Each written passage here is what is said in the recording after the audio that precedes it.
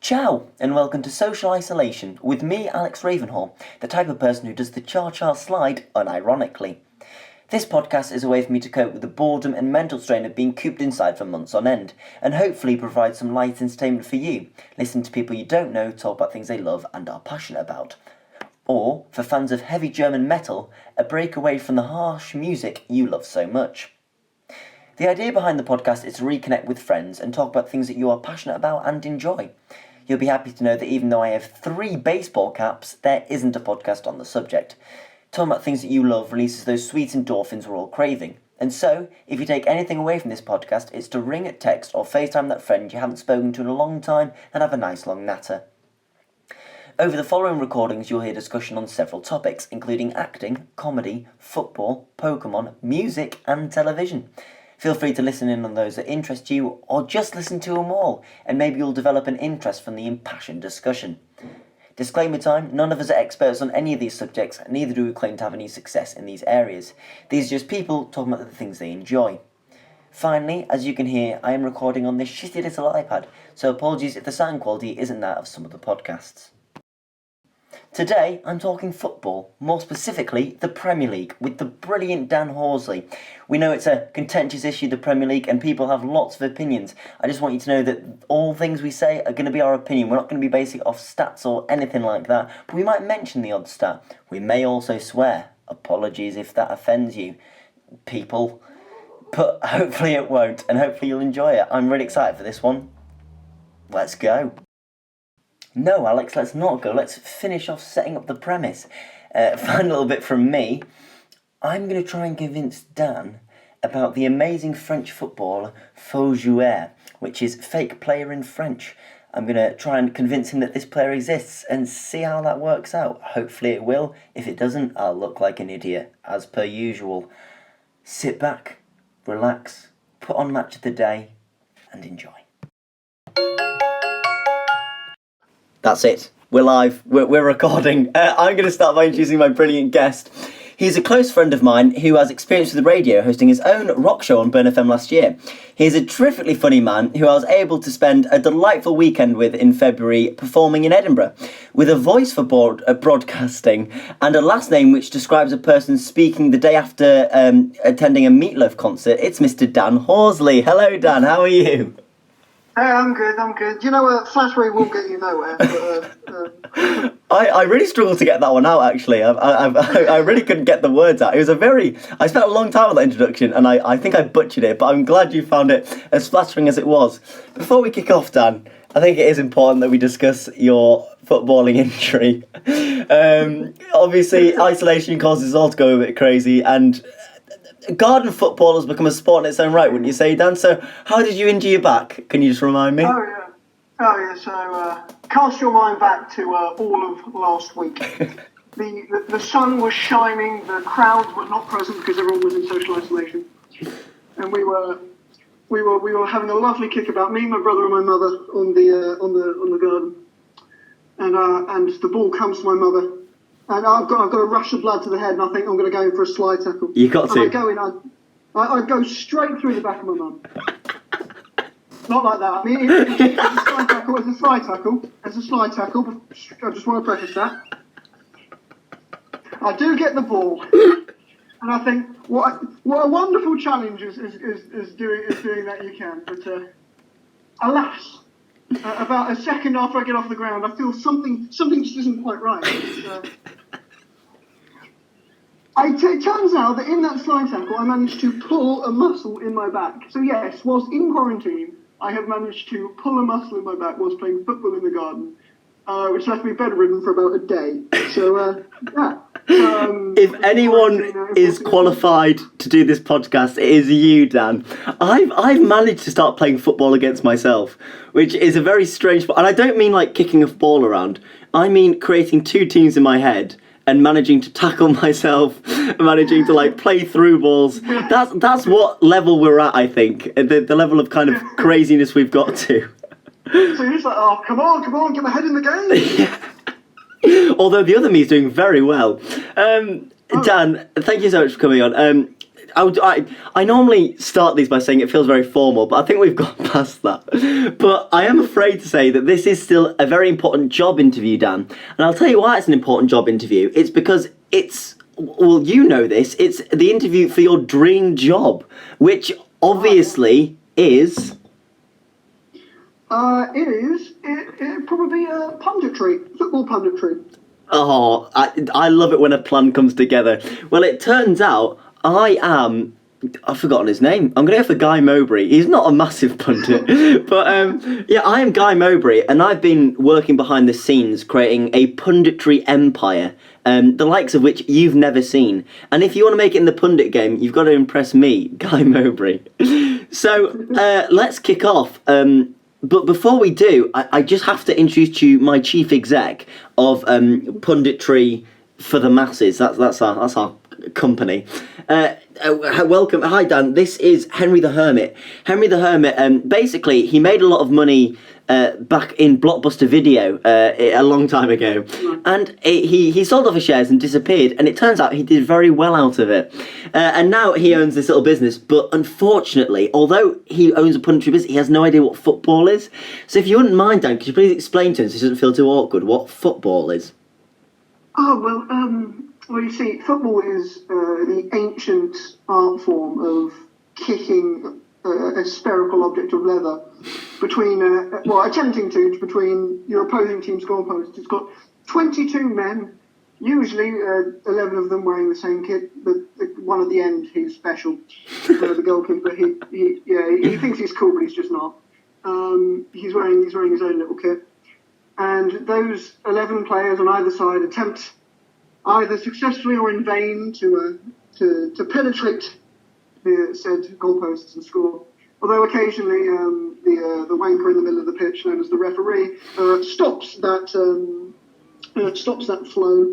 And yes, and whilst I do enjoy, I would love to be a referee at one point and try refereeing. Yes, especially the Premier League ones, which I'm sure we'll get on to. Yeah, they're wankers. Yeah. So, yes. In summary, 22 men on a pitch with a wanker in the middle. Yeah, that's the truth. I wonder who the first ever referee was. Oh, by the way, that amazing speech has convinced Henry to become a referee. He's actually getting into his black kit now, and he's running off to blow some whistle at some boys playing in the park. So, well done, Dan. That was a very, very good analysis of football. What is your earliest footballing memory, would you say? I'd say my earliest proper memory was, well, there's two close, because both of them, as in like I can properly remember, as in physically being there, both of them came in 2007, so when I was 6-7 years old. The first one I can remember is sort of putting on my yellow and black kit for my Sunday League team. Yeah. And they were called, for playing my first game, they were called Old Colts and Colts. And I remember that because back on the small pitches where I think it was only 7 aside, I think it was, instead of 11, with like the smaller goals. But yeah, I remember the first time I ever played like properly in a team at the age of 7. So, and the other thing I can think of is, again in 2007, was the Carling Cup final between Chelsea and Arsenal, which Chelsea won.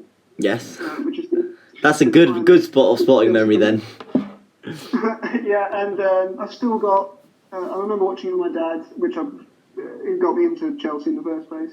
And I've still got a little sort of poster on my wall of John Terry 2007 Carling Cup final.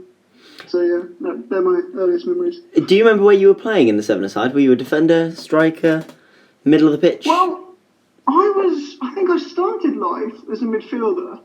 But very quickly, I don't know whether through lack of fitness or just out of just necessity, I went from sort of a midfielder to a left back, and it's sort of stuck like that ever since.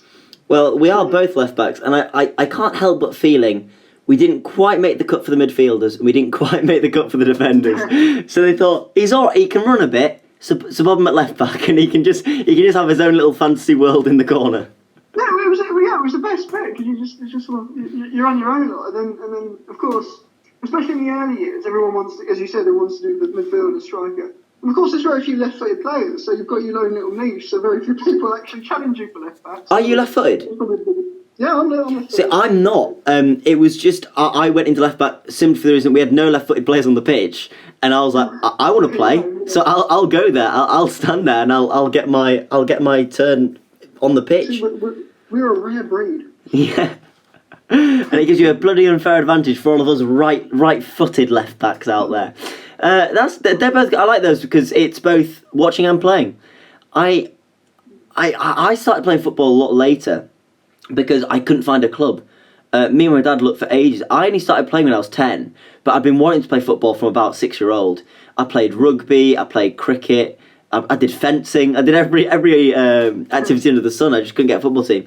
But yeah, like early days. 7-a-side football when you're about 10-year-old, there's nothing quite like it, I don't think. Lovely stuff. Thank you very much, Dan. Okay. And also, just a little rule for this podcast, I'll just point out now. It's not a problem for me, because I'm a die-hard Middlesbrough fan, and you won't find any Middlesbrough fans in the Premier League. And no teams, apart from that one season we had, but Negredo let us down. That aside, for Dan is a Chelsea fan, as he mentioned. For most of these answers, he's allowed one home player, so he's allowed to mention his favourite Chelsea player, but then he has to give us an away player as well. So hopefully there's a bit for everyone in these. And on that first question, who, Dan, is the most skillful player for Chelsea and then just in the league as a whole? Currently, I think if this was a year ago, my life would be very easy, but it's Mr. Eden Hazard. Yeah. However, he's since gone off to Real Madrid. Not doing too well either. No, and I must say, unlike other players, I'm actually a bit upset that he's not doing well because I do genuinely really like him. Yeah. And I do want him to do well despite having moved on. But I'd say now we've got a few good players like Kovacic in midfield. He's good. Wingers like Christian Pulisic. But I'd say raw skill. I'd probably say Chelsea's most skillful player right now is Callum Hudson-Odoi. I'd say. Oh yeah, he got injured though early season, didn't he? Oh yeah. He was. I think it was last season under Sarri. I think we were playing Brighton, and it was Achilles or something, and he was out for loads of this season, and then got injured again, and then sort of only started playing like around Christmas. So we've had a lot of injuries this season, but yeah. You are getting players stepping up to the plate, though. I think, if I'm honest, Dan, I look at your squad now, and I do think out of the top 6, it's a weaker squad. I just don't think you have the core that you used to have in the team. However, I think you have performed very well, arguably over well, a little bit. And I don't mean that as a insult at all. I just think a lot of your younger players are really stepping up to play, especially Tammy start of the season. What a way to kick it off for him, who's never really, he's had good loan spells, but he's never really solidified himself like that. Yeah, I mean, Chelsea are famous for doing that to players, and we've had, especially when Roman Abramovich came in 2003, we've had pretty much a conveyor belt of good young talent, of which pretty much none of them ever came through because we were always known for buying the first team. Certain Kevin De Bruyne, Mo Salah, just to name a few. Sorry, who are those players? I don't quite recognize. But But now, I mean, it's just as you said, we're not by no means anywhere near the strongest team in the league. However, everyone is extremely happy because we're being led by a club legend in Frank Lampard. Youth is finally coming through, so everyone's happy with that. And we know that whilst we're playing the kids now, but give us a transfer window or two. Let the kids get older. Yeah. As some of the other teams get older, but more negatively. Then 2-3 years, I think we'll have a stellar team. You do remind me of England at the World Cup in the sense that the next World Cup we should have the best team in the world, because even then we had these. It was such a young squad, and we had such talent within it, and all that needs is maturity. And we're going to the next one where we'll have all of the players around the 24-27 range, which is classically players in their prime. And I think that is the same for Chelsea going forward. Interesting about Frank Lampard, who we'll just touch on. He was obviously at Derby. He did an alright job at Derby. I followed it because my flatmate was a Derby fan last year, and obviously as a Borough fan, that's the league I'm following. He brought in some brilliant loan players, but I wouldn't say the Chelsea job was the natural next step. And if I'm honest, I did feel when he was signed in that it was a bit of a publicity thing, in the sense that just to keep the fans happy, rather than it being, I would say, probably the best or the most experienced person for the job. I don't think he was the best for the job, but it was more just to satiate people. And I think a similar thing happened with Mourinho, because I feel like Levy, in a way, got Mourinho in to take the headlines off him. So I feel like when clubs are going through a lot, the Manchester scapegoat, but also, especially with those two, I feel, Mourinho and Lampard, they felt a bit like a red herring to kind of err away from the club's problems. You'd been hit with a transfer ban. You'd lost a lot of your better players. Your better players are also getting older, and there is a big age gap, I feel, in the middle of the park. So, yeah, do you think that was the case? Do you think that they brought in Lampard just to satiate people, like to turn people away from the issues really going on at the club? Yeah, well, I mean, you heard me say earlier, I mean, everyone was happy to have Lampard there. Mm-hmm. It was definitely a PR move, because at the end of Sarri, whilst we did win the Europa League, things were you could tell things were a bit stale, people weren't happy, the football wasn't, like, there was a philosophy there, but it wasn't coming through, the kids still weren't getting played. So I think it was a cross between, if I'm honest, I don't think we could have really got a better manager in that situation. I mean, I think we could have got a proven Premier League manager, but not like a Guardiola quality. There's no because it's just a transfer ban. We were going to lose Hazard, our best player, by a long shot. Especially not being able to replace him as well. That must have been a huge problem. Yeah, so we've got our best player's gone and no way to replace him. We've got the old age pensioners up front of Vinny and Pedro and Giroud. But yeah, as you said, I think in our case, in Chelsea's case, we were left with no choice, because it was the only logical choice if you look at what would make people happy. Because it was a transition year for Chelsea, and who would normally we wouldn't accept us not doing very well, but if they gave us a club legend, Frank Lampard, then as has happened, we're like, well, it's Lampard, we're going to give him time, we're more accepting of this as a process. You want him to do well. You're actually like egging him on, which is so weird, when usually you're like, come on, you're getting paid so much money for this, it's all on you, it's your tactics. Oh, yeah. And it's such a transition to, he's doing his best, go on, look at him go, look at him in the suit on the sidelines. I'm desperate for him to do well. Like, when I want to see a Lampard statue outside of Stamford Bridge. Yeah, and to be fair, as I said to you, I think he's doing okay. Who would you say is your away then favourite player? And also, I'm just going to point out at this point that for my answers personally, I don't know about Dan himself. When answering the questions that I've set, I've gone for players I've actually seen live. There are some amazing legends out there. Lineker, Shearer are ones I want to point out in particular. Michael Owen, even, he's only Englishman to win the Ballon d'Or in a long time. But I'm mostly sticking with players I know, just so you know. So if you're expecting it to be kind of like the great players of the 90s and 80s, that isn't for me. I don't know about Dan, he might have some legends in there himself, but just so you know, going forward. So yeah, who would you say is your favourite, most skillful player, away from home? Away from home, I've been umming and ahhing about this, and I think I'm going to pick the one who I have seen live, and that was it was Christian Eriksen when he was at Tottenham. Yeah. Because I remember, I saw him once a couple of years ago at Stamford Bridge, and we lost 2-1, and he scored an absolute belter from well outside the box. But the thing is, he wasn't like that's his only thing. The amount of passing he could do. He was one of the players I genuinely sort of was like, if he's on the pitch, something's going to happen. Yeah. I feel like he's been in the Premier. He was in the Premier League for years, and I feel like he was underrated for ages.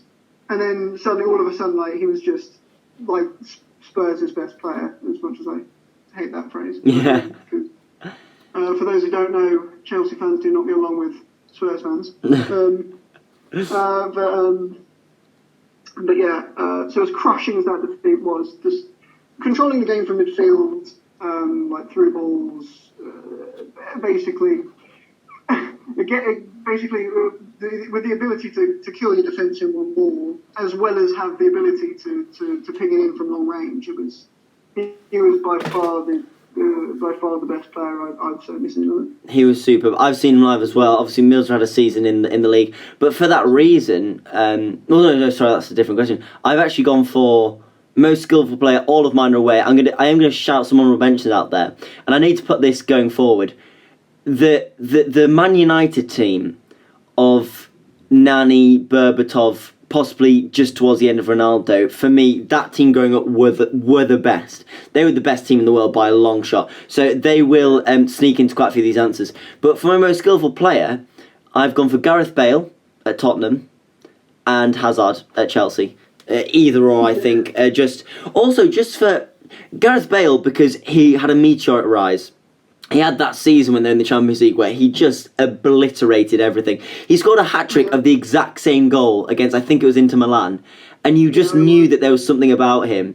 And like when he went to Madrid, at the time it was the most expensive transfer in the world, I think. Yeah.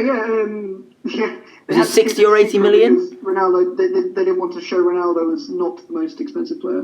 Yeah, there was quite a point on that. But yeah, Gareth Bale I think was superb. But then Hazard, just because of how long he was in the league and how long he dominated for. He had the odd season where he would fall off, but you watched him and it was just magnificent to say. So yeah, I can agree with you on that one.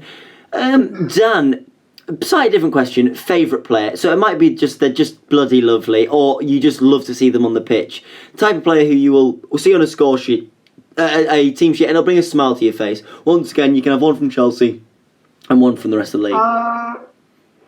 For now, it's got to be the one who I love. It's Tammy Abraham, because just again sort of come through the ranks at Chelsea.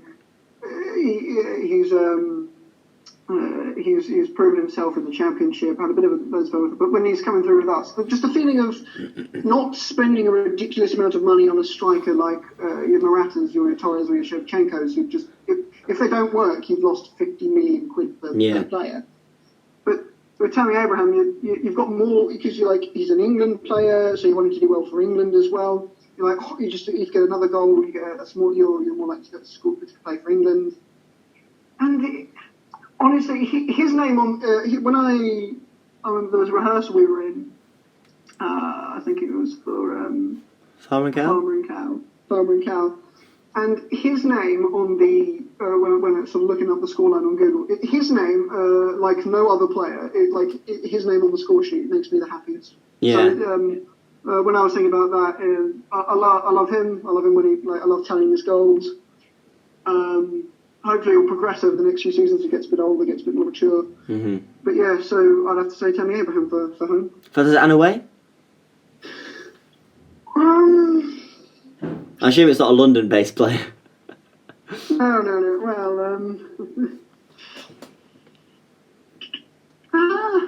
I've had a sort of a think about this, and as much as I want to say, well, I say Hazard, I'd consider that cheating. Yeah. I'd say someone who makes me it's just pleasant, just like someone like Timu Pukki. Yeah. Not necessarily because he's the greatest striker, just because he's just odd things like he's Finnish, you don't normally get a Finnish striker. Yeah, no, I love it when there's like a country and one player just kind of completely exceeds like what the usual level for that country, and so you get these players because the league can be dominated by Spanish, Brazilian, English, German players, so it is nice to get football more international in that sense, and getting these for a lot of the time, like Salah for Egypt, like they are such. For the country, it means so much, and it's someone they can really get behind. So I agree with that. I think that's a great answer. Yeah, like the same with players like Idaho Johnson when he was Chelsea. He was Iceland. Yeah. And the way so again with Timu Pukki, but again with that connection to Finland, and and the bit where just Norwich's kit is just green and yellow. It's not like anything. I remember him, just the fact that I remember the game I've played most in my life is FIFA 13, right? Yeah. I got it when it was new, and I still play it to this very day. I played it last night for several hours. And Timo Pukki was my first signings for my first ever Chelsea save. What was his rating back then? I think he was a 78 or 79. That's not bad, to be fair. For Schalke back then. And he was one of my first ever signings. So when he cropped back up in the Premier League with Norwich, I thought, oh, it's him. He's back. It's interesting you say that, because I won't spoil anything, but that is the exact reasoning for one of my answers going forward as well. It was one of the first players I played with, and I thought, holy shit, this guy's good. My favourite player, I love this, because I set you questions, and then I cheat on my own questions, because I've just got so much power. So I have got several honourable mentions. Tarabt for QPR. I just thought he was a master. And you get a lot of those types, was it Cisse for Newcastle? Who was, that goal. He scored against Chelsea, didn't he? You know the goal where he sublime. And then my other two honourable mentions are, for the single reason it was the greatest ever sporting feat I've ever seen, and that is N'Golo Kante at Leicester and Shinji Okazaki. Because I've never seen a player come onto a pitch and give so much. He would come on as a sub, and he would not stop. He would die for the match. And similar to Kante, these workhorses. I love players who come on and every second they have on that pitch, they give everything they possibly can. I hate the prima donna types. The Neymars who flounce it around a bit. Who you look and you don't see them dying for the badge. And I really thought Okazaki and Kante represent that. But my favourite player, Heung-min Son. He's just. I'm sorry. He's just. He's one of those who is an absolute cultural icon from where he's from. He's a South Korean legend. He is the best thing. Like, they worship him. They have a sports channel, and they call Tottenham the Heung-min Son's team. Do you know what I mean? He's an amazing player. And it comes back to when we were in the Premier League, we lost 2-0 at home to Tottenham. 2 superb goals from Heung-min Son. He just ripped us to shreds. And I must say, it was quite fun playing them in the FA Cup this season and getting a draw at home, because we kept him quiet all game. But I see him on a score sheet, and it makes me happy. So lovely stuff. Yeah, I feel that will feed into a later point, but yeah, I get what you're saying. Yeah, Dan, best Premier League game you've ever seen, but rather for you personally, give it an objectively an iconic game. It can be ones you've seen on Match of the Day. They're obviously included. But you have to have seen... It can even be like a 5-minute highlight reel, but it has to be a game you've seen in some regard. Yeah. So what would you say yours is? Definitely. I remember it clear as day. It wasn't even... I mean, another game I'd pick outside of the Premier League, which would be the 2012 Champions League final. That was a madness. But in the Premier League, it's got to be the Battle of the Bridge for the year Leicester won the league. When you beat Tottenham? Yep. Yes. Well, we drew Tottenham 2-2. Yeah, and I remember... It might sound like a pretty dull 2-2 with your rival, but wait till the story gets in. Because I remember we'd had an absolutely horrid season. Mourinho had left under a cloud of smoke. The players stopped playing. We dropped down. We were barely in the top half of the table. And you were 15th at one point, weren't you? You were 15th at one point, weren't you, that season? Oh yeah. We were. I mean, we were never going to get relegated, but we were certainly hanging just above it for ages. And the only upside to that season is that it meant that we could everyone could cheer on Leicester for that 5,000 to 1 shot. So I think it was the 2nd of May. I remember it because it was the day after my birthday when and we went 2-0 down relatively early on. I think 2-2 down, and then up to half time we were 2-0 down. I think it was Kane and Son who scored. And obviously, because of our run, both teams were sort of lamping each other, like full-blooded tackles, like clear animosity. Like we'd had an awful season, and this was we showed more passion in this match than we had the entire season put together. Yeah. And then cue the second half, and Gary Cahill scored. We look like we're getting absolutely thrashed. And Gary Cahill scores from a corner to make it 2-1. And everyone's still kicking each other. Moussa Dembele's pushing people. Eric Dyer's hacking the legs off of like Diego Costa and like names like that, all getting into big handbags. And then it will, in my mind, when Hazard gets the ball, lays it off to Costa, and then gets it back, and first time curls it in a top corner with about 5 minutes left to go to make it 2-2. And because Spurs didn't win, that meant Leicester then won the title. So then the emotion of just denying Spurs a chance at winning the league, along with watching, like, because they had it on Sky Sports in conjunction with like the Leicester players in their living room. Yeah. And like watching them celebrate and feeling like, because that was an awful season for us. Like drawing with Stoke was a good result at that point, and just to feel the rush of denying Spurs the trophy, giving it to Leicester, watching them celebrate, and the dramatic comeback as whilst the fire was on the pitch. It was overall probably the greatest experience I've ever seen as a Chelsea fan. That's a superb answer. That really is a good answer. Yeah, I mean, to be fair, anything to do with that Leicester season is magnificent. It was such an amazing time. I weirdly haven't gone for any Leicester-based ones. Well, that makes sense. I've gone for my honourable mentions are Arsenal 4, Newcastle 4. Because I watched that on Match of the Day, and when I watch Match of the Day now, I know everything that happens before I watch it. You know, there's such like you can't escape finding out what fixtures and results and things. You know, if you're a fan of football and you kind of follow those accounts and stuff. But I remember watching that and having no idea where it was going to end up, and it was just ridiculous. Next honourable mention: QPR, Man City. I rewatched it recently, in conjunction with Stoke City, I think, Stoke United. So it showed like the 91st minute in the Stoke game, then back to the City game. It was just ridiculous, and my choice was a toss up between the Chelsea game and that one because it's phenomenal. And my number one, Man City versus United, 6-1 City.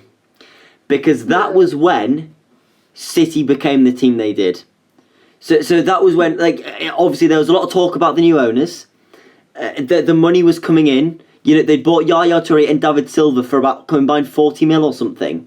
And they beat United, and you went... And this goes back to what I was saying about how United, for me, growing up with this immortal team. This team that just seemed like gods. And then they lost 6-1, and I was like, something's changed. Something's changed in how I thought football worked. Because growing up, I generally believed that Man United had won every single Premier League for the past 20 years. And just to see them get absolutely trounced like they did, I was like, there is something going on here. So yeah, that for me, and I remember it really well. We'd gone to Nottingham. We were staying in a Hilton hotel. It was very fancy. It was the first time I'd been to like a really nice hotel for. It had a pool, goddammit. And I remember we'd been in the what's it called? You know, the pub near the entrance to a hotel, like the bar near entrance to a hotel. And we'd been in there, and the score had been on, and we'd just been watching bits of the game. We were like, this isn't right. This is Man United we're talking about. This is Alex Ferguson's Man United. They lost 6-1, and that was a big turning point for me. That just doesn't happen. Like, because I'm sure you can imagine, like, loads of kids would be like, no matter where you were, there was always like loads and loads of Man United fans. Yeah, you couldn't get away. They were just everywhere, and they'd win because they were the best team, as you said, for ages under Ferguson. And that's a really, really pertinent point because when you think about that's pretty much when you're like, oh, Man City have arrived. Because they were taken over in 2008, but it took until, I'd say, about then for them to be like, okay, now they're big boys. Yeah. Like, now the guard has changed. They weren't even challenging, they were obliterating. They were just just wiping the floor. And it was exciting. Because for so long, I'd thought football was kind of boring. And now I was like, I mean, although it is basically who's got the most money wins. We can talk about Newcastle till the cows come home, you know. Look, I mean, the money they've got is terrifying. Really is quite scary. But to see Man City come out of nowhere, similar thing with Wolves. When Wolves got the injection of money and they've come through. What my favourite player of all time, Adama Traore, is a Wolves boy. He's doing very well. I'm very proud of him.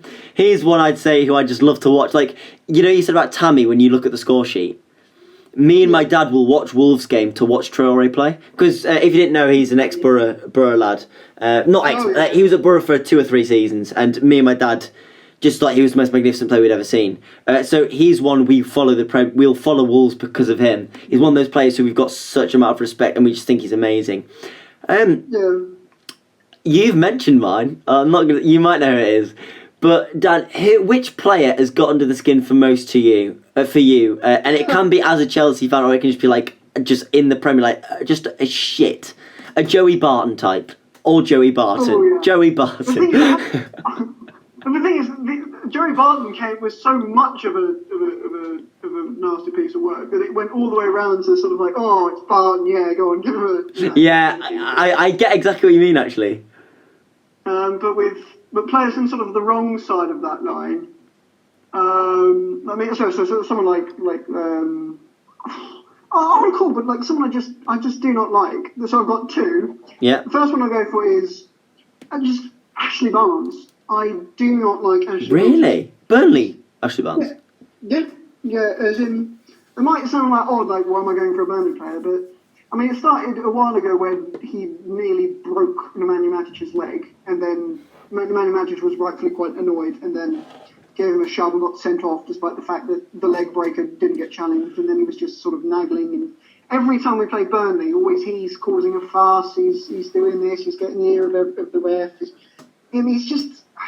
Whereas a player like Joey Barton or Roy Keane, like they were like action men in the way they get a red card. But sort of just Barnes was just he was annoying. He was like it was a hassle. You know. Yeah, but he's one of the. As much as I like watching lower teams play, I do not like it when he scores or plays, which I can't say for many other players. And the other one who I don't like is Heung-min Son. Yay! That's fine, and you'll know why it's fine in a second when I tell you my answer. But you go ahead. For the exact reason why you were saying you liked him so much, because he's got this persona, right? Which at first I believed in as well. Yeah. Like I was like, oh, it's Son, or he's just like I don't like Spurs, but he's a Spurs player. I mean, he's fine as it goes. But then it just got too much for me. Like everyone was like, oh, it's Son. He's so lovely and cuddly, and I'm like, I mean, calm down. He's not that bad. Yeah. And then it got even worse. And then when he got to the 3 red cards in one calendar year, one of which was against Chelsea, and it was like, oh, it's not like him. He's done it. Hold on, he got one of the red cards for nearly breaking someone's leg. Yeah. Earlier on, was it Ryan Shawcross who was the only other player to get 3 red cards in a calendar year, and that is not lovely, nice guy company. Just ask Arsenal fans. And so, like, they say, oh, yeah, but he didn't mean to do it, the tackle that broke. Was it Gomez for Everton? Was it? I know exactly what you mean. I can't name him, though. I know the challenge. I just can't think of it. And they say, oh, well, it wasn't the challenge that broke his leg. It was the bit after when he fell. I'm like, yeah, but who kicked him to make him fall? Yeah. Like, it was a malicious kick in the first place. And like, oh, he doesn't mean to kick out on Rudiger. Oh, it was only a tiny kick. But he still kicked him. Yeah. I'm like, and on Sky Sports and in the public, they're like, oh, but he's a lovely player. This isn't normally like him. Like, how many times is he going to get away with the same excuse? He's got a nasty streak. And it's fine if players have it. Like everyone knows that Dele Alli's got one, for example. Yeah. But no one's like, oh, Dele Alli, I can't believe he's done that. You know? So yeah, that's why Son often, as a fantastic player, is him and the various sort of apologists for him and his actions. Yeah. Rub me up the wrong way sometimes. I'll accept that, Fee, because like I do agree that he is like it's a bit sickly what people are like around him. It's similar to Kante actually. Don't get me wrong. I think Kante's a different player because Kante isn't as I'd say he doesn't have 3 red cards a kind of year. But I kind of went off Kante a little bit just because of how much people went over the top with it. And I think that is with football culture at the minute, with the internet and things. People get so wrapped up in trends and things, especially with certain players.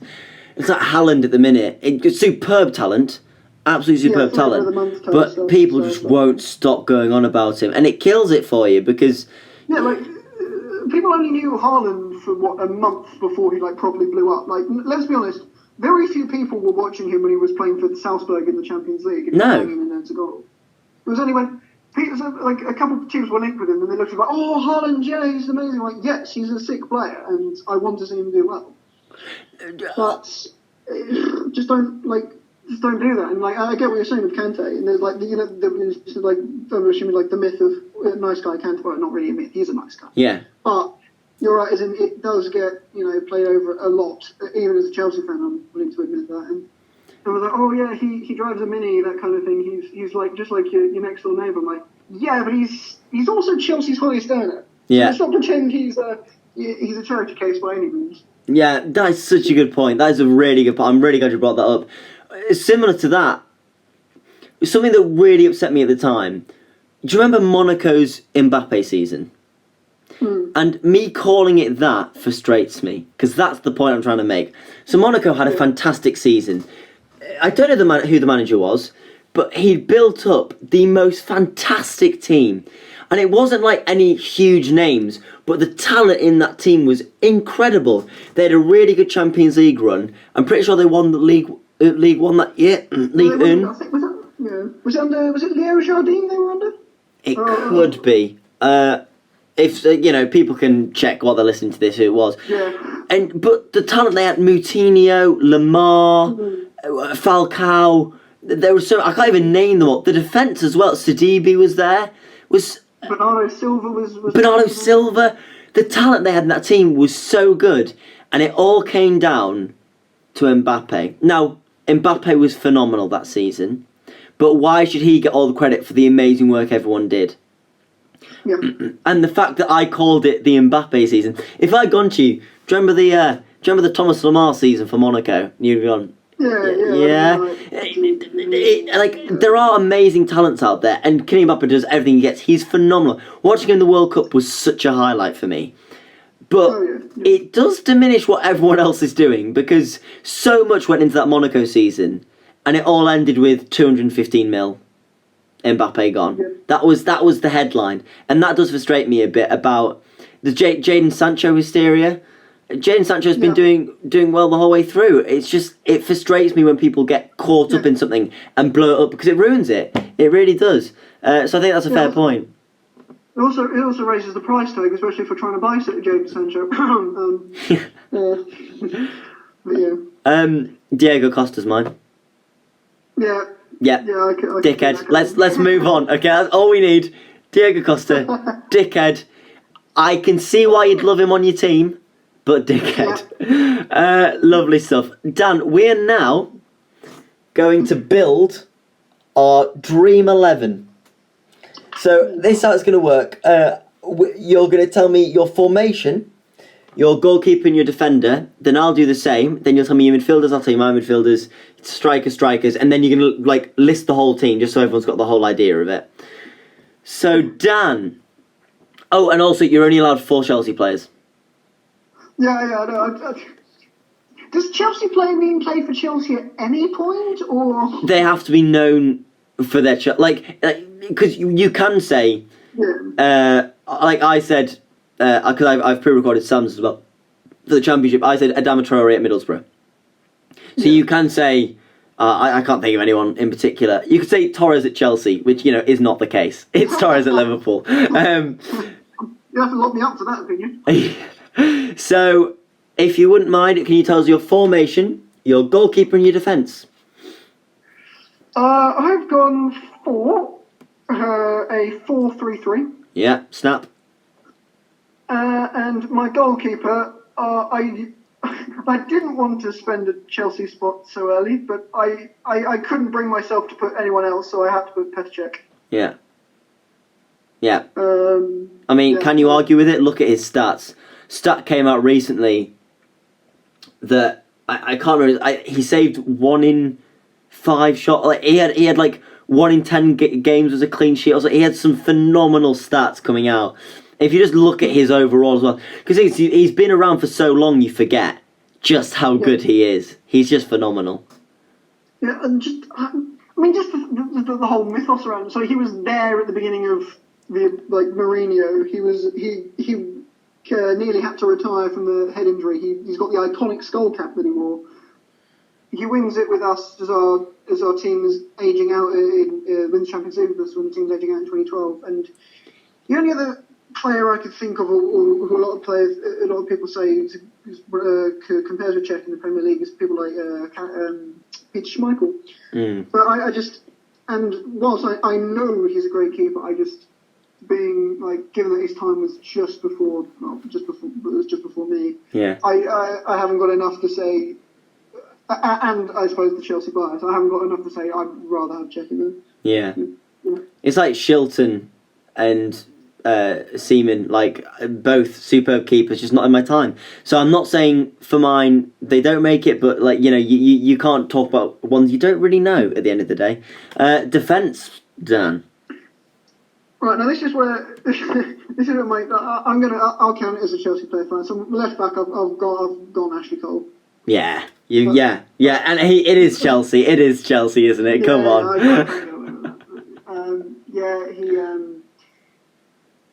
He just, when I think about he's regular. I've seen people regularly compare him just as in conversations with best in the world at the time, and how he compares. He's probably the best. I'd say best England left back of all time. He was good at probably the best left back in the world just about at the time, and obviously nicking him from Arsenal was a plus point. But yeah, I couldn't. Again, same with Cech. Maybe Chelsea, but I couldn't think of a player to replace Ashley Cole left back. That's very fair.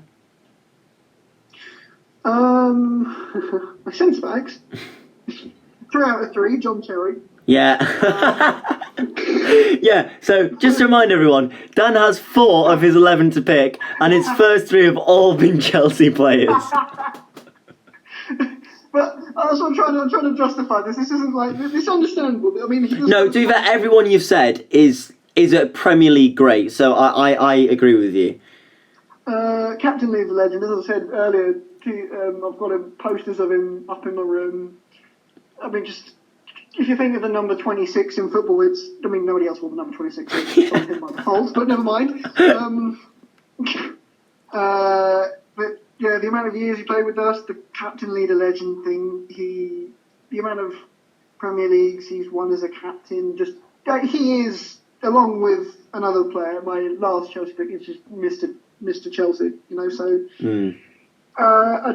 I feel, whilst I picked Cech, Cole and Terry as my first ones, I feel all of those are genuine Premier League heavyweights. No, they really are. I nearly picked Ashley Cole myself. I was very close to picking Ashley Cole. My other centre back, I picked. I was having to think about this and who would I rather have, and I've gone with Vincent Kompany. Yeah.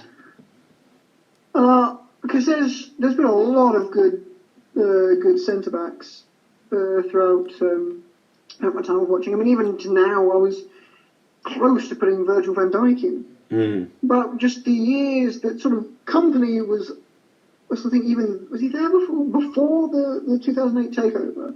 It was It was a very similar time. It was either just before or just after. So it was there right at the start. So it wasn't when as you said, the David Silva, Yaya Toure phase. He was there right at the beginning. He was their captain. I mean, he always played. He was injured a lot, which I will admit. But every time he was on, he'd give a leader's performance. He could score the screamer. He was, I'd say, overall as a leader and a general defender. Him and Terry, I'm very. I feel it's a very solid central partnership. 100%. And your right back. For my right back, I've gone with Gary Neville. Yeah. And whilst people might be, especially people our age, might go, Gary Neville, what? And remember him as either the Monday Night Football pundit or as many people called him, the donkey. But then that was his latter years, because when he was getting older, he was still captain. Like he was maybe not good enough for the starting 11, but he was still good enough to captain Man United, which was good enough to get him on the pitch. Yeah. So again, I've gone for a sort of a more leadership angle in his earlier days, and he was part of the class of was it class of 80, 96, 98? Oh, I don't know. One of them, the class of 90. 96, I think it is 96. 92. There we go. 92. Yeah, I meant that all. Yeah, that's what we said all along with professionals here. We'll edit it out. It's fine. Yeah, just do it all in post. But yeah, him overall, I'd say. Seeing the highlights and sort of knowing the prestige that he came from, and sort of even though his career was on the sort of come down when I was watching it for the start, but just generally what he did for Man United, he was part of that legendary teams that you were saying, like when Man United were just untouchable, that kind of thing. So yeah, Gary Neville's my right back. So it's interesting your answers there. First, very good answers. We've got very similar answers, and similarly, two of my ones, like there were two positions I was really debating, and two people you mentioned I didn't put in, but it shows just how close our answers are. So I've gone for the exact same formation. Hopefully we haven't got the same team. It's 4-3-3. In goal, Petr Cech, because just throughout the time I've been watching, it's true. He's an absolute icon. But Edwin van der Sar is a close second for me. And as a fan favourite, Tim Howard. I used to love Tim Howard. I thought he was absolutely brilliant. He just made me chuckle. And he scored one of the first goals I'd seen from a keeper. And I just thought it was a really cool thing. So yeah, I've gone Petr Cech as well for all the reasons you said. And then Edwin van der Sar, once again, is for that nostalgia prime Man United team. Oh, yeah. Best defender, on that reason as well, I've got two United boys. I've got Patrice Evra, but with a very close Ashley Cole second. And that was because it was basically equal between the two, and I just had to close my eyes and think, which one do I envision, at their prime? And it was Evra for me.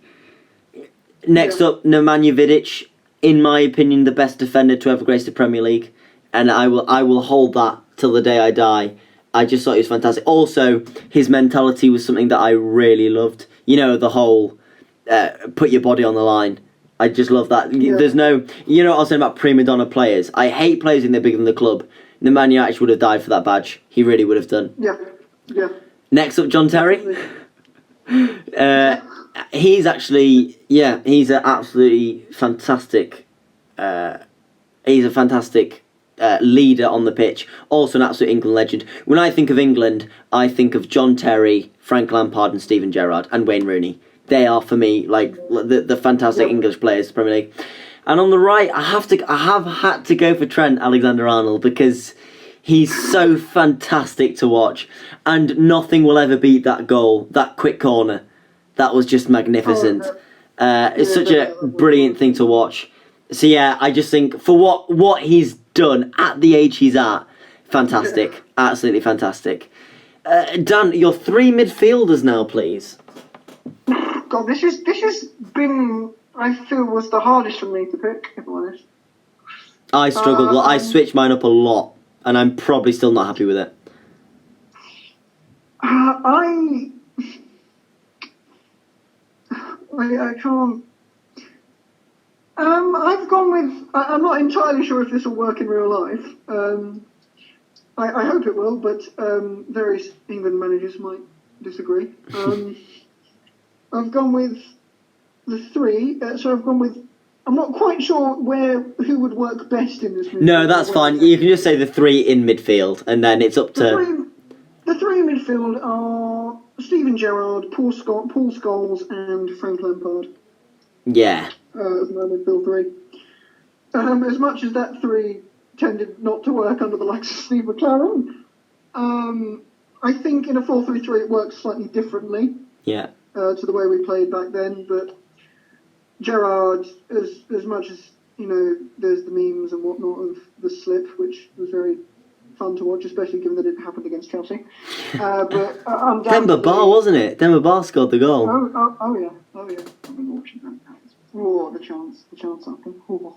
But undoubtedly, it just... without him, Liverpool would have just faded away. Mm-hmm. I'm sure in sort of the early part of the last decade. Yeah. Because he was the reason anyone everyone was like, that's Gerrard. He scored. He assisted. He scored the goal. He could play it through. He was as I can respect the one club mentality as well. Yeah. Only playing for Liverpool. As much as I'd have loved them to come to Chelsea with the rumours that happened a few years back, but no, his overall game, his just status as a Premier League legend, I couldn't know. Same with Lampard for Chelsea, as you were saying. Yeah. You said the people you think of when you think of England. I had to use Lampard as my fourth pick, especially because I love him as a player. But yeah, Chelsea's record goal scorer, and he's a midfielder. He's got a ridiculous number of assists as well. As you said, as a neutral, when you think of England, Gerrard, Lampard, they immediately come up. Yeah. And I picked Scholes as well because I feel if Scholes is used properly, he can release Gerrard. I'm hoping, in my theoretical thing, could release Gerrard and Lampard. But I feel, whilst he was an absolute bruiser in his day, I feel it's hard to... I feel he's underappreciated nowadays. Just because, he didn't stand out like a Lampard, a Gerrard, a Beckham, for example. Yeah. But you recognise him and the way he played and his assists and things like that. He's going to make up the last maestro in midfield. Yeah, that is the bread and butter of the Premier League. That is a real no nonsense. I love it. There's just no ridiculous flair, but they are who you think of when you think of midfielders. They really are. I've got Gerrard in mind, just because of his iconic status. Very close between him and Lampard, but just for the simple reason that he's the bigger name to me. Even though they're both ridiculous players, he's the bigger name to me. He really is. Right, I'm moving. Hold on, I'm done. He's gone off with Henry the Hermit. Yaya Toure. Because Yaya Toure, from about 2013 to 2016, was just the best player in the world. I will hold that. He was just... Yaya Toure used to make me so happy. He was his goals he would score, and he'd do it in such a laid-back way. He'd look like he was just kicking a ball around for fun. He was so good, so laid-back and so slick on the ball. He was magnificent. And finally, Giggsy. As you can see, a lot of my answers are getting inspired by that superb United team. I don't know why I haven't mentioned him, but also special shout out to Nani, who's one of my favourite players of all time. And I will say that because one of my last questions for you is going to be who you think the best Premier League players of all time is. I am going to shout out Nani now just because him and Berbatov growing up were skill. They were so good on the ball, and they, I think, represented the Man United arrogance that at the time I quite enjoyed. They could walk onto a pitch and do whatever they wanted. And I kind of respected that to a little degree. I was like, oh, that would really rub people the wrong way. And as a Middlesbrough fan, I really had no horse in the race, so it wasn't too bad. But yeah, my three is Steven Gerrard, Yaya Toure and Giggs. For your top three, who are you gone for, Dan? Well, I've sort of... this is one that I sort of... as much as it sort of pains me, I think I've got to go with someone like someone like Salah on the wing. I can't overlook, if I'm honest. Yeah. I don't. It was a toss up between him or either playing Ryan Giggs on the wing. Yeah, that's fair. Because I was thinking, do I put him in? Because I wanted Giggs in my team, and I was either going to put him in midfield, but then I thought, then I want those players, and then I think Giggs could play on the wing. So I think of the two, I'd pick Giggs. I'd say just because of longevity, sheer amount of assists, amazing chest hair. So yeah, I think Giggs for me on the wing. On one wing, and the other has to be Cristiano Ronaldo. Yeah. even if it was slightly before his peak, my God, slightly before his peak was insane. Yeah. So I had to pick him. And your final striker? And up top, it was a toss-up between two, and I picked Alan Shearer, just because I like him more than Sergio Aguero. Yeah. Both of them goal machines. Alan Shearer, just a lot of people don't like his punishment match of the day, but I quite like him. But yeah. But he's just record Premier League goal scorer. Aguero, most goals for Man City, but should have come to Chelsea and then maybe he'd have got in the team. So yeah, Alan Shearer up top. Also, he was part of the, I'm pretty sure, I might be wrong, part of the Blackburn winning team, which was an absolute, just unheard of at the time. That was like similar to the whole Leicester more recently. I've gone for, you'll be happy to know, the first player I ever scored a goal with on FIFA, and I'm not gonna lie, I've loved him ever since, Didier Drogba. There's so many reasons why that's made me feel good, that choice. He is so clinical, and he was the first great striker I'd ever seen. For my second choice, I've had to go a little bit before my time, but I just can't let him slip me by. It's Thierry Henry. He's was just phenomenal. And I will say, I have watched a lot of him, in clips and things. Obviously, it's not the same. And I did mention earlier that I was only going to players I knew, but I cannot not have him in the team. He was just phenomenal. Yeah. But weirdly, my second choice for him was Andre Arshavin, who I loved. He had a season. He had about a season and a half for Arsenal before everyone hated him, who I just absolutely loved everything about him. But I think my answer for my third, I've gone for kind of three strikers, or like maybe Henry could play on the wing. My third option, and for me it's the saddest one because I just think he could have been the best player in the world. And I'd argue that it is completely Chelsea's fault that he isn't. It's Fernando Torres at Liverpool. He was magnificent. I can't. And then he went to Chelsea, they cut off his hair, and look where he ended up. I mean, he had a decent career, he went back to Atletico Madrid. Stuck him up front, the player that you're putting in your 11, that's the player we thought we signed. He was absolutely amazing. But I reckon we signed him too late. I think an injury might have got to him, and then the change, and it all collapsed, and that's 50 million. Although, to be fair, though, he did, I think it was 50 million well spent. On the only reason for that is because of that goal against Barcelona in the Champions League semi-final. We didn't even need to score it because we were winning on away goals anyway. But the fact that we've been absolutely battered, we were down to 10 men, and Torres rounding Valdez and scoring, and Gary Neville going, big Liverpool! I mean, that was worth it. I forgot that was where that commentary bit comes from. Fantastic. Can you quickly run through the whole team for me, Dan, just so we can get the whole of it all together? So in goal, I've got Peter Cech, left back Cole, centre backs Terry and company, right back Gary Neville. Midfield three of various positions, I'm not sure who's going to be exactly, but Lampard, Scholes and Gerrard.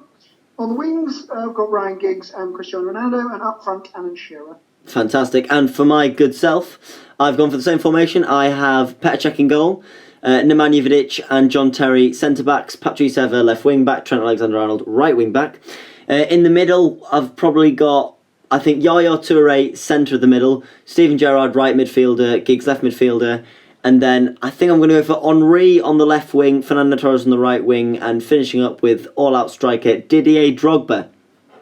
Thank you, Dan. I just have the last 2 questions for you, and I'm going to answer them first so we can finish on your thoughts, because that's why people are bloody here, after all.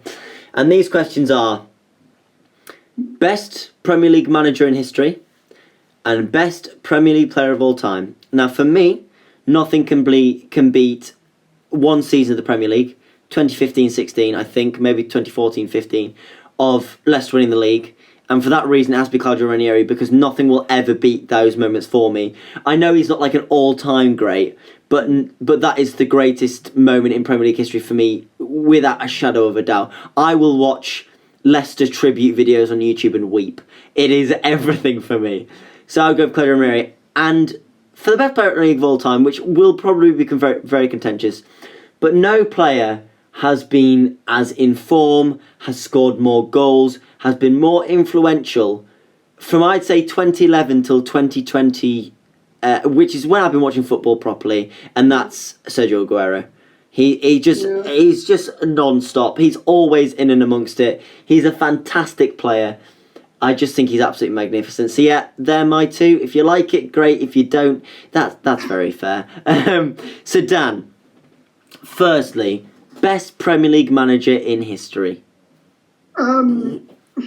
As much as I've loved the impact that Mourinho made in 04-05, and like the way he sort of changed the mentality of the Premier League and sort of cemented Chelsea as a big team, I simply can't look over, for me, at Sir Alex Ferguson. Yeah, I'm really glad you said it, because I was quite scared that no one would.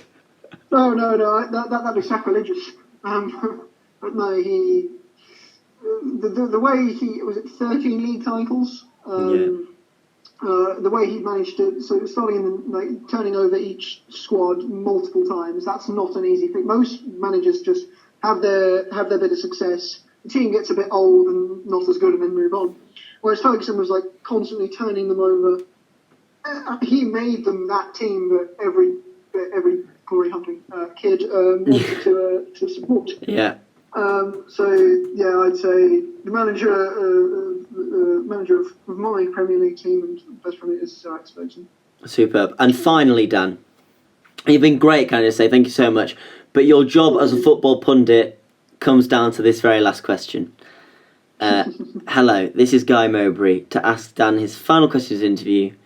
Who, Dan, is the best Premier League player of all time? 2 words, both of them names, like most people, and that is Frank Lampard.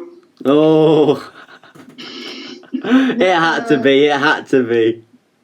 As I said, record Chelsea goal scorer, complete legend of the league, known as part of that England team. I think probably if you combined his goal scoring ability from anywhere and his assisting, if you put that together, I don't think, in my personal opinion, and admittedly Chelsea bias, I don't think if you put all aspects, not goal scoring, creating, assisting, playmaking, put that all together, and I think it's got, for me, it's Frank Lampard. Fantastic. And let's not forget, all-time Premier League top appearance, Gareth Barry. Let's give him a shout out, because he bloody deserves it. Dan, you've got the job. You've been great. Thank you so much for the past 70 minutes. It's been absolutely lovely catching up with you personally and chatting about the Premier League. 2 things I bloody love doing. Thank you so much, Dan. Any last words before you... No, I just want to say thank you very much for doing this. The rest of the series is great, so if you haven't watched that, listen to that. Give it a listen, they're great. So just a big thank you for putting this all on. It's especially in times of social isolation and things like boring. I've been looking forward to this for a while, so thank you very much for putting this on, for having me on the show. Thank you so much for coming, Dan, and thank you all for listening. We have 11 episodes of this series altogether, and then maybe I'll be doing some other projects. We'll see. Maybe with Dan. Hopefully, we'll see. Thank you all so much for listening, and have a lovely day in social isolation.